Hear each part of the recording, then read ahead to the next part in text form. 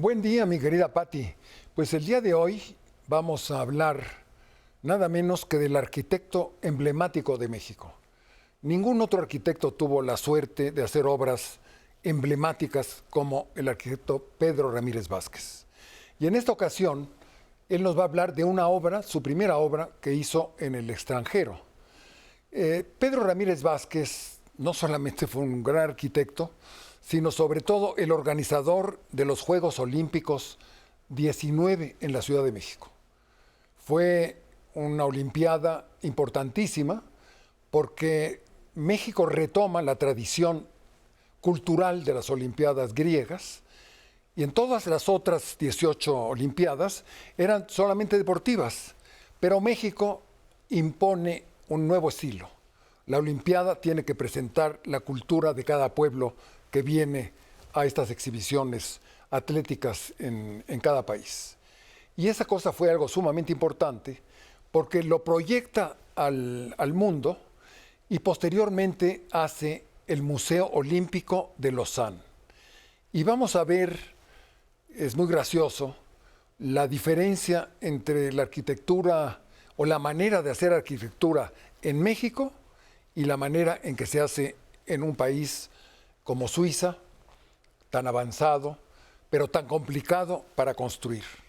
Es interesante escuchar las reflexiones de un mexicano que hace una obra en el extranjero y que exalta el trabajo de nuestros albañiles, de nuestros plomeros, de los obreros que construyen con sus manos las obras de arquitectura simbólicas en el caso de nuestro país y también en el caso del Museo Olímpico en Lausanne, porque luego a él le encargan que haga el Museo Olímpico. Pero vamos a ver la diferencia que hay entre el trabajo en México y el trabajo en Suiza. Espero que esto nos enorgullezca y reconozcamos el valor de nuestros albañiles y de nuestros arquitectos. Espero que todos tengan nueva información sobre este hombre tan extraordinario.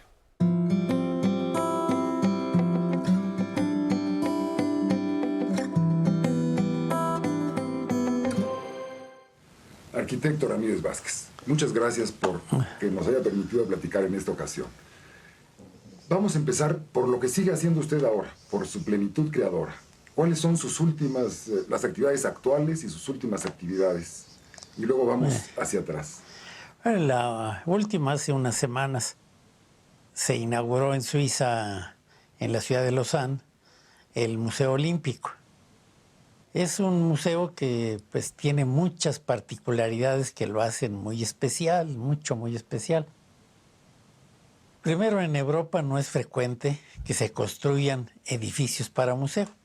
Normalmente las colecciones, los museos se establecen en viejos, magníficos edificios. Hubo que crearlo, hubo que construirlo, ya desde su origen, con esta finalidad.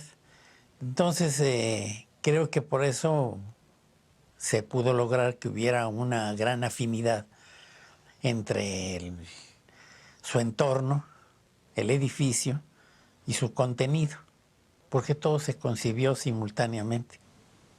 Otro que no es un museo en el cual se vayan a ver unas joyas estéticas, de grandes alardes de belleza o de valor muy especial por una hazaña técnica específica. Porque en realidad es el museo que trata de presentar un propósito, un mensaje, el ideal olímpico. No basta con mostrar las hazañas deportivas. No quisimos que fuera un museo un tanto fetichista, de tener los zapatos de Lewis o la camiseta de fulano. No, eso es anecdótico. Habrá exposiciones temporales que presenten esas cosas. Entonces también en ese tema, el museo de un propósito, de un concepto, lo hace también especial. Él llevó el proceso bastantes años, unos 7 7 años, unos 6 de ellos de realización. La experiencia es preciosa. Trabajar en el super primer mundo. En Suiza. En Suiza. Perdone que me interrumpa, porque está hablando usted de un museo que se llevó 7 años, quizás 6 años de construcción. ¿Por qué no reflexionamos un poquito, y usted es un experto en eso, la rapidez con que los mexicanos construyen en comparación con otros países? Bueno, es algo que sí nos sorprende mucho cuando trabajamos fuera y vemos los tiempos fuera. Pero todo se deriva mucho de la organización muy sofisticada que existe en los países del primer mundo. Que hacen las cosas más lentas. La vuelve muy lenta, muy precisa, más controlada, pero que al mismo tiempo, al ser más controlada, también sí limita la creatividad, porque no se tiene la misma libertad para modificar algo que está en proceso, que en nuestra experiencia profesional en México se da mucho. Ya inicia uno con un propósito y lo va afinando en el camino, lo va modificando, lo va transformando, lo va mejorando. Allá no es posible. Con lo que se arrancó se sigue. Un cambio es un drama, es una catástrofe, no se puede. Y en Suiza, pues es incluso muy negativo porque da uno la imagen que inmediatamente dicen, bueno, y este tercermundista que ya está cambiando lo que planteó hace 2 meses. Ese ritmo de la creatividad pues es otro, no lo comprende, ¿no? Quizá para tener una idea, porque usted, siendo un hombre profundamente mexicano y realizando esa obra en 5 décadas tan rica, es un experto en esto de los tiempos, de la improvisación y de las presiones. Para comparar el tiempo de construcción de su última obra en Suiza, por ejemplo, con el Museo de Antropología, ¿cuánto tiempo de...? Las cifras, para un europeo, seguramente surge la duda. De que y quisieran comprobarlo. Porque el Museo de Antropología, del día que se colocó el primer pilote a la inauguración, con el museo instalado en 45,000 metros cuadrados, fueron 19 meses. En el Olímpico, con 11,000 metros cuadrados, se llevó 7 años la realización. Y sin embargo, en cada lapso, en cada etapa del Museo Olímpico, no hubo un día de retraso. Todo fue preciso, pero todo es secuencial y no hay manera de cambiarlo. Entonces, son consecuencias de organizaciones muy precisas, derivadas en Suiza. Por ejemplo, ya me lo explicaba mi socio en Suiza, el arquitecto Jean-Pierre Cahen, con quien afortunadamente tengo 30 años de conocerlo. Nos conocimos en la UNESCO en 62. Me decía, mira, lo que pasa es que necesitas entender esta sociedad tan sofisticada. Existe un muy alto nivel educativo. Todo mundo tiene una especialidad. Y para que todas esas gentes que hemos educado para esa especialidad tengan actividad, tengan trabajo, hay que abrirles campo y la sociedad se los abre. Pues mira, Pati, además de esta obra tan importante que se realizó en Suiza por el arquitecto Ramírez Vázquez, hubo una segunda obra que lo invitaron a que lo hiciera en el Vaticano, en Italia. Ramírez Vázquez hizo la nueva Basílica de Guadalupe, y cuando el Papa Juan Pablo II, que en su primer viaje al exterior fue a México, quedó fascinado con la religiosidad del pueblo mexicano. Se quedó fascinado con la arquitectura de la Basílica de Guadalupe y entonces invita a don Pedro Ramírez Vázquez a que haga una capilla de Guadalupe en el Vaticano, que no existía.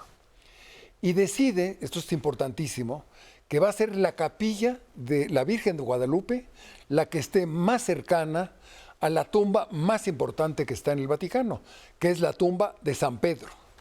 Y entonces le dan un magnífico espacio al arquitecto, Un espacio que tiene un piso de la época de Constantino, más o menos del año 500 después de Cristo, y unas paredes de la época del Renacimiento de Bramante.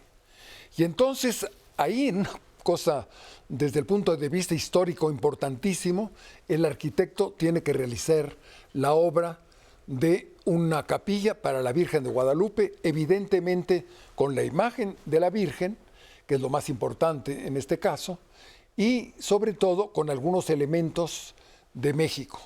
Hicieron obra que tenía que ver para decorar con obra de plata, porque México es el gran productor de plata, y se mandó toda la parte decorativa en plata.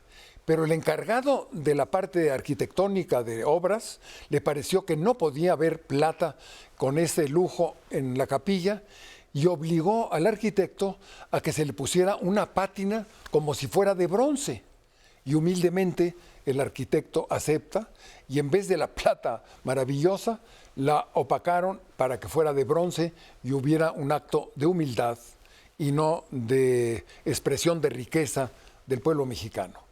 Pues como viste, Pati, es impresionante cómo la actividad creativa da vida, porque don Pedro Ramírez Vázquez murió a los 93 años y también lleno en plenitud de su existencia. Y esto es pues una lección que tenemos gracias a tu programa para que envejecer lo hagamos creando como los personajes que normalmente yo logro traer en mis entrevistas. Y espero que en la próxima podamos traer a otro hombre que también dedicó su vida a la creatividad y por lo tanto la alargó de manera sana y llena de vitalidad. Nos vemos el próximo domingo.